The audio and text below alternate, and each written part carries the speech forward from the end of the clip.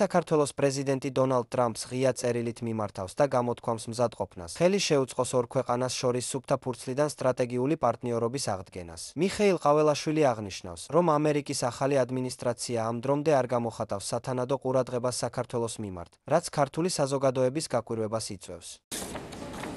სინანულით უნდა აღინიშნოს, რომ საქართველოს მიმართ თქვენი ადმინისტრაცია არ გამოხატავს სათანადო ყურადღებას, რაც მთავრობებს შორის სრული ღირებულებითი თანხმედრის ფონზე ქართული საზოგადოების გაკვირვებას იწვევს. საკითხებზე, რომლებზეც დღეს თქვენი ადმინისტრაცია ამახვილებს ყურადღებას, წლებით ადრე საუბრობდა საქართველოს მმართველი გუნდი. თუმცა იდენტური მსოფლმხედველობის მიუხედავად, რამდენად გასაკვირიც არ უნდა იყოს საქართველოს მიმართ სამწუხაროდ, თქვენი ადმინისტრაციის ნაცვლად კვლავაც აქტიურობს Deep State, რომელიც USAID-ის, NED-ის და სხვა მსგავსი ორგანიზაციების ხაზით, დამკვიდრებული ტრადიციული უხეში მეთოდების გამოყენებით, საქართველოში კვლავაც დესტაბილიზაციის შემოტანას და მშვიდობის დარღვევას ცდილობს. საბედნიეროდ Deep State-ის წინააღმდეგ ბრძოლაში ქართველი ხალხი ერთიანია, როგორც არასდროს, რაც ჩვენმა თანამოქალაქეებმა გასული 4 წლის განმავლობაში არაერთხელ დაამტკიცეს. Deep State-ის მიერ საქართველოში ორგანიზებული რევოლუციის 4 მცდელობა. პირველ რიგში სწორედ ქართველი ხალხის სიბრძნის, გამოცდილებისა და პრინციპულობის წყალობით აღიკვეთა.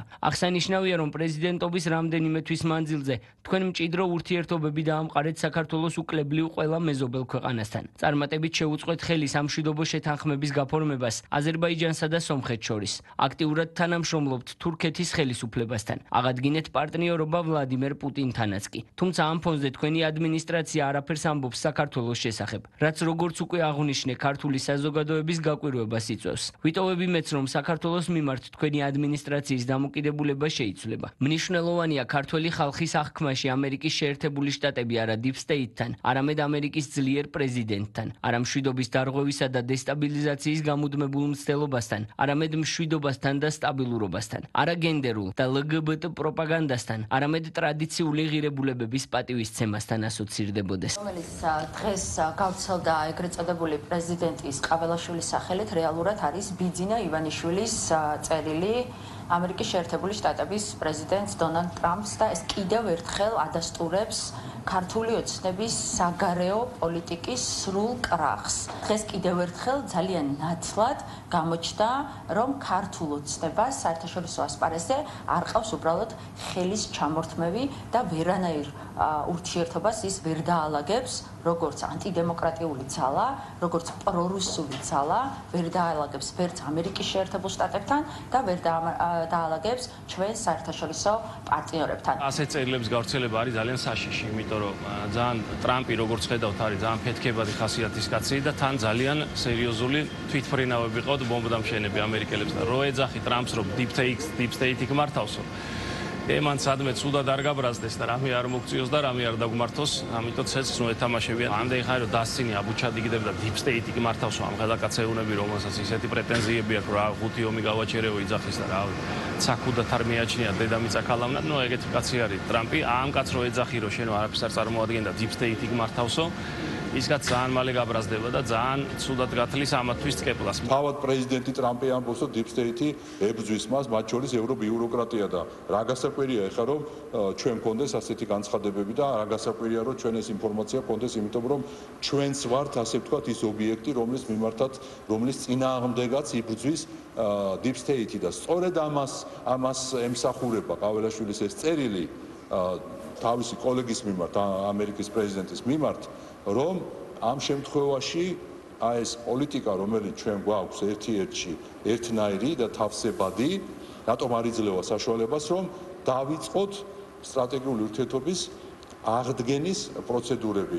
პარლამენტი ხვალსაშემოდგომო სესიას ოფიციალურად გახსნის. რა თემებზე იქნება მსჯელობა? ამის შესახებ დღეს ბიუროს ხდომაზე იმსჯელებენ. დავალების შემსრულებელი კომისია, რომლის ერთადერთი მიზანი არის ის, რომ გადაწეროს საქართველოს ისტორია და ადამიანები, რომლებმაც უდიდესი წვლილი შეასრულეს ამ ქვეყნის დამოუკიდებლობის, თავისუფლების და ევროპული ინტეგრაციის საქმეში, უბრალოდ გაასამართლონ. ეხლა ჩვენთვის ნაციონალური მოძრაობის პატივია, როდესაც რუსები ასამართლებენ. ეს ნაციონალურ მოძრაობას უკან არ დახევს, ეს ნაციონალურ მოძრაობას არაფერში არ შეაფერხებს, პირიქით ჩვენ გავაგრძელებთ ბრძოლას, მანამ სანამ ამ რეჟიმს არ ჩამოშვლით. ეს კომისია არსებობს იმისთვის, რომ საქართველო დაადანაშაულონ ომის დაწყებაში. და კოჭს უგორებენ რუსებს, ოსებს და 1000 ჯურის მამაძაღლებს და მტრებს ჩვენი ქვეყნის.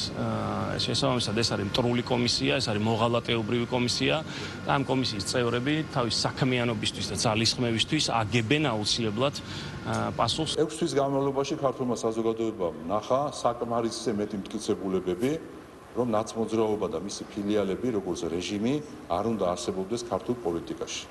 და ამას ნახავს კიდევ ერთხელ მორიგჯერზე ქართველი ხალხი დასკვნაში, რომელსაც ჩვენ გამოვიტანთ სესიაზე და ეს იქნება უკვე საჯარო და დიდი იმედი მაქვს, რომ საკონსტიტუციო სარჩელის შემდგომ საკონსტიტუციო სასამართლოს ბევრი მსჯელობა არ დაჭირდება იმასთან დაკავშირებით, რომ ასეთი ტიპის ეგრეთ წოდებული პოლიტიკური პარტია და მისი ფილიალები, რომელიც ქმნიდა რეჟიმებს, რომელსაც უწოდებდა დანაშაულებრივ სისტემას, მათ შორის სტრასბურგის სასამართლო არ უნდა არსებობდეს ქართულ პოლიტიკაში. საპროცედურო საკითხთა კომიტეტის დღევანდელ სხდომაზე განიხილავენ ანრი ოხანაშვილისთვის სახელმწიფო უსაფრთხოების სამსახურის უფროსის უფლებამოსილების ვადამდე შეწყვეტის საკითხს. უწყების ხელმძღვანელის პოზიციაზე მამუკა მდინარაძეა წარდგენილი. ერთი თვის წინ ოხანაშვილი დანიშნეს და ეგონა რომ ის იყო ერთ-ერთი ყველაზე ძლევამოსილი უწყების ხელმძღვანელი, თუმცა ერთი თვის შემდეგ უბრალოდ ესე დაჭმუჭნეს და მოისროლეს და მოიყვანეს მდინარაძე, როგორი გადაადგილებაც არ უნდა ხდებოდეს სუსში. სუსი არასოდეს არ ყოფილა 13 წლის განმავლობაში ორგანო, რომელიც ასრულებდა თავის მთავარ ფუნქციას. ძალიან გაუგებარია რატო მოხსნეს ოხანაშვილი და რატო ნიშნავენ მდინარაძეს. ხა პროფესიონალი მზვერავი არც ერთი არ არის. ასე რჩოდენ ოხანაშვილს და 6 თვეში და რატო ნიშნავენ მდინარაძეს აბსოლუტურად გაუგებარია, თუმცა ერთია ფაქტი, არც ვიცი, არც მაინტერესებს. მაგრამ რაღაცის გარკვევა ფაქტია, რომ ეს არის სიმპტომი, რომ შიგნით არიან მაგარი დარეულები და არის შიგნით დაპირისპირება დიდი. სხვა თანამდებობებზე ადამიანის დანიშვნა, გათავისუფლება, წასვლა, გადანაცვლება და ასე შემდგომ ეს არის ჩვეულებრივი პოლიტიკური პროცესი, მით უფრო იმ ფონზე, რაც არის დღევანდელ მსოფლიოში, გამოწვევების სავსე მსოფლიოში. ანრი ოხანაშვილის სურვილი, რომ თქვა ამ შემთხვევაში გააგრძელოს სხვა მიმართულებით მუშაობა, მაშინ როდესაც მან 2016 წლიდან საჯარო სფეროში არაერთ თანამდებობაზე ძალიან ბევრი სიკეთე მოუტანა ქვეყანას, ხალხს და დარწმუნებული ვარ, ის არის ადამიანი, რომელიც ამის შემდგომაც ზუსტად ასევე გააგრძელებს პოზიტიურად თავის მოღვაწეობას, ასევე ლოგიკურად გააგრძელებს, დარწმუნებული ვარ ამაში მამუკა მდინარაძე, როგორც საპარლამენტო უმრავლესობის ლიდერი და ეხლა უკვე მცირე ხნის შემდგომ ნდობა გამოცხადებული სახელმწიფო უსაფრთხოების სამსახურის პოსტზე. რა გადაწყვეტილება იქნება მიღებული ვიზა ლიბერალიზაციასთან დაკავშირებით? ევროკომისიის მიერ საქართველოს მთავრობისთვის წარდგენილი 8 პუნქტიანი რეკომენდაციის შესასრულებლად მიცემული ვადა ამოიწურა. გაუქმებენ თუ არა საქართველოს მოქალაქეებს ევროკავშირის ტერიტორიაზე უვიზო მიმოსვლის შესაძლებლობას. ეს ამ ეტაპზე უცნობია. ინტეგრაცია და ამ ქვეყნის ვიზა ლიბერალიზაციის საკითხი ყოველთვის იქნება საფრთხის ქვეშ, მანამ სანამ ამ ქვეყანას მართავს რუსული რეჟიმი. არ აქვს თარიღის მნიშვნელობა, ეს იქნება 5 სექტემბერს, 10 სექტემბერს, 20 სექტემბერს, მანამ სანამ ქვეყანას მართავს რუსული ძალა. მანამ სანამ რეჟიმი არის ქვეყანაში, რომელიც ყოველდღიურად წიხლს კარავს და აფურთხებს ჩვენს საერთაშორისო პარტნიორებს და აღრმავებს ურთიერთობებს რუსეთთან. ყოველთვის ევროპული ინტეგრაცია და ვიზა ლიბერალიზაცია, ამ შემთხვევაში ვიზა ლიბერალიზაციაზე იყო, ხო, 31 აგვისტომდე ყოველთვის იქნება საფრთხის ქვეშ. ამდენი წელია ითმენენ ევროპელები და იქით გეუბნებიან, რომ ნუ გლანძღავთ, ნუ გთათხავთ და იმან უილანძღებით და ასევე რას ითხოვდნენ ახლა ბოლოს, რომ გაათავისუფლეთ პოლიტპატიმრები, დაიწყეთ დიალოგი ოპოზიციასთან და ასე შემდეგ. ისევ ჩვენთვის ასარგებლო რაღაცებს, მაგრამ აქაც დაიწყეს ტლიკინი, რომ თითქოს არ იქა რაღაცა ერთსქესიანთა ქორწინებას თუ რაღაცას გთხოვდნენ. ტყუილი თავიდან ბოლომდე. შესაბამისად, რა თქმა უნდა, როცა ეს ეტლიკინები ის იმ მექანიზმებს ამუშავებს, რაც მის ხელშია, ამდენხანს კიდე ფეხს ითრევდა, იმიტომ რომ დილობიანი ხალხია. ვიზა ლიბერალიზაციის საკითხი კი არა, ნებისმიერი საკითხი, რომელიც შეეწინააღმდეგება ქართულ ტრადიციას, ქართულ სუვერენიტეტს, სიმშვიდეს ქვეყანაში, ქართული ხალხის განვითარებას და ნებისმიერი ის კანონები, რომელიც დაიცავს მშვიდობას, დაიცავს ქალების, ბავშვების, მამაკაცების დახოცვას საქართველოში. შავი ფულის შემოდინებას საქართველოში და დეზინფორმაციას დაიცავს საქართველოში, რა თქმა უნდა, ამ კანონებს არავინ არ გააუქმებს. ვიმეორებ, თუ შენ მე მთხოვ, რომ აბსოლუტურად გავნადგურდე აღარ იყოს აღარც ტრადიცია, აღარც ეროვნულობა, აღარც სიმშვიდე, იყოს აქ ომი, ქაოსი. ჯანმრთელობის განზრახ მძიმე დაზიანების ბრალდებით ვაკესაბურთალოს პოლიციამ ცხელ კვალზე ერთი პირი დააკავა. გამოძიებით დადგინდა, რომ ბრალდებულმა ურთიერთშელაპარაკების ნიადაგზე ზურგის არეში ცივი იარაღით ჯანმრთელობის განზრახ მძიმე დაზიანება მიაყენა მამაკაცს. დუშეთის რაიონული სამმართველოს თანამშრომლებმა გამოძალვის ბრალდებით დააკავეს პირობითი მსჯავრის ქვეშ მყოფი მამაკაცი. გამოძიებით დადგინდა, რომ ბრალდებული მობილური ტელეფონის საშუალებით დაუკავშირდა 1971 წელს დაბადებულ მამაკაცს და გარკვეული ოდენობის თანხა მოსთხოვა. ლელო წინასაარჩევნო კამპანიის ფარგლებში შეხვედრებს აგრძელებს. ალეკო ელისაშვილის განცხადებით, მარჯანიშვილის მეტროს მეორე ამოსასვლელის გახსნა არ იგეგმება და ეს დაპირებაც არ შესრულდა. ლელო ძლიერი საქართველოს ლიდერმა ქართული ოცნება კიდევ ერთხელ დაადანაშაულა დაპირებების შეუსრულებლობაში.